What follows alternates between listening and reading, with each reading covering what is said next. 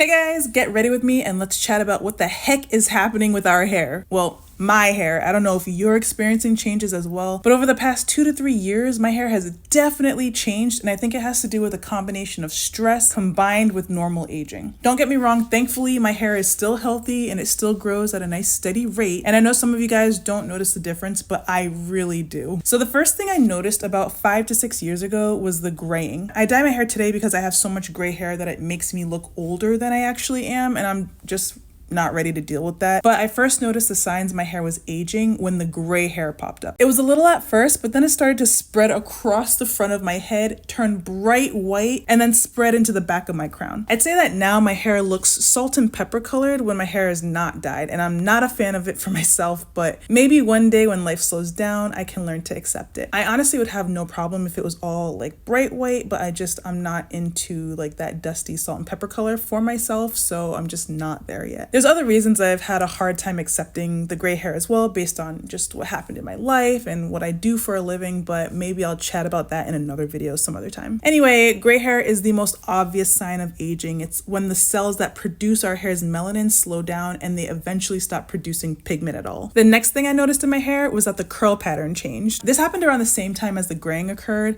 It used to be type 4A around my head with some 4B in the crown. Now I feel like my hair has a mix of 3C and 4A coils. My curl pattern definitely loosened over time, along with my hair porosity. And no, I don't think that it was solely due to using hair dye, because the loosening of my curl pattern and the hair porosity changes happened before I started dyeing my gray hair. And my gray hair is not all over my head. I only dye the front of my head, crown, and the loosening and porosity changes have occurred all over. Now, there's a lot of reasons that specifically your curl pattern can change while you age. There's everything from pregnancy to postpartum. Perimenopause and menopause can shift your hormone levels. Estrogen tends to make your hair thick, shiny, and sometimes curlier. But when it drops, like with women during postpartum or in menopause, the curls can loosen, changing the shape completely. The hair can become drier, thinner, or even fall out. The next aging indicator that I noticed was that my hair follicles were getting thinner. Now, this is a process called miniaturization. It's when your hair follicles shrink over time, producing finer, shorter hairs. Now, I didn't notice shorter hairs. It still grows long, but I definitely feel like it's thinner. Hair follicle miniaturization happens again from hormonal changes that occur when we age. For women, it would be a drop in estrogen, usually occurs during postpartum or during menopause. For men, it would be a sensitivity to the DHT in their testosterone. Along with the hair thinning, I also noticed increased shedding, which happens again because of the hormonal changes. So our hair grows in 3 cycles. There's the growth cycle, the transition cycle, and then finally the resting cycle, where the hair eventually sheds away. As we age, the growth cycle shortens and more hair follicles end up in the resting cycle all at the same time, meaning that when they shed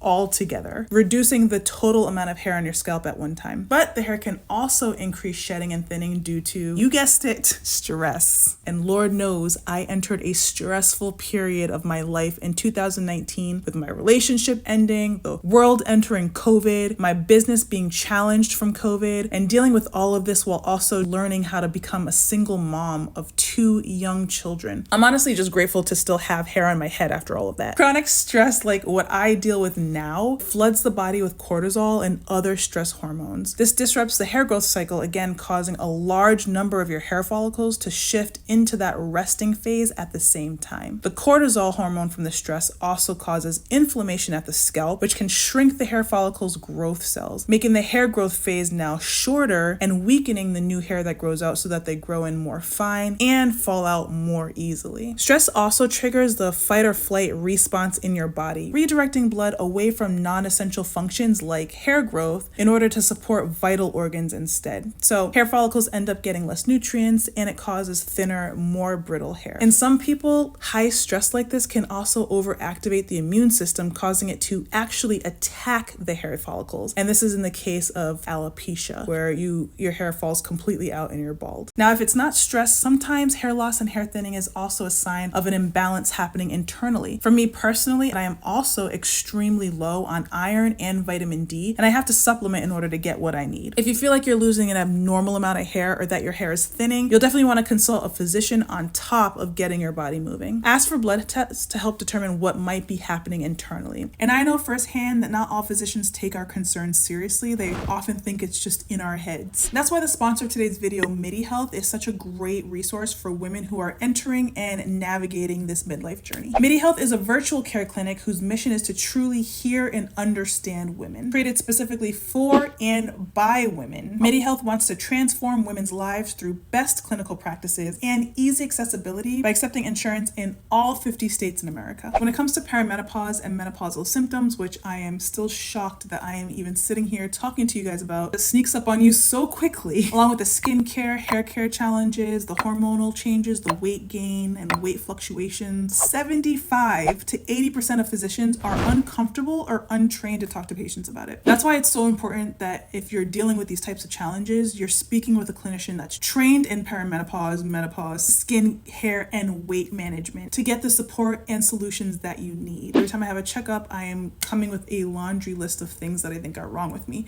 Now, back in the day, it was stress from a relationship. I didn't realize I was getting a lot of symptoms from that. But most recently, I know that I've entered perimenopause. I can tell from speaking to other women who have entered it. We all have the same symptoms, like the waking up in the middle of the night at the same hour every night, the hair changes, hair loss, hair thinning across my scalp. I will get a heat flash so fast and it comes out of nowhere. I'll just be talking to somebody and all of a sudden I'm just sweating profusely. And then even those like little creepy crawlies that you feel on your legs, like I know I'm perimenopausal. When I bring it up to my primary care, they're just like, are you sure? You're a little bit young. And I'm like, I always do the research. It says that it can happen between 30 to 40. You know, I'm entering 40 this year. And then I'll give all the symptoms that I'm going through. And then even with that, it's kind of like okay, well, that could be possible. So it's such a relief to have a resource like MIDI Health where speaking with clinicians who are women, who are specifically trained in identifying and understanding these very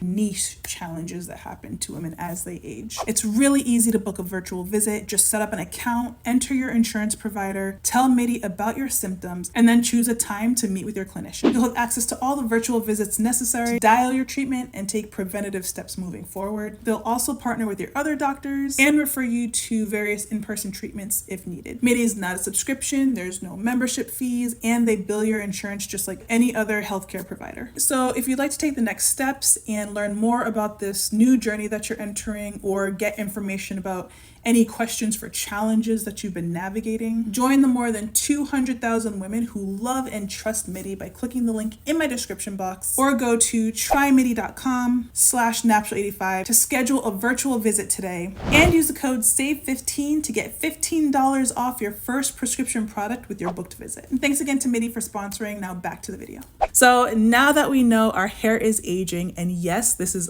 all natural and a normal process of life, how the heck do we slow it down?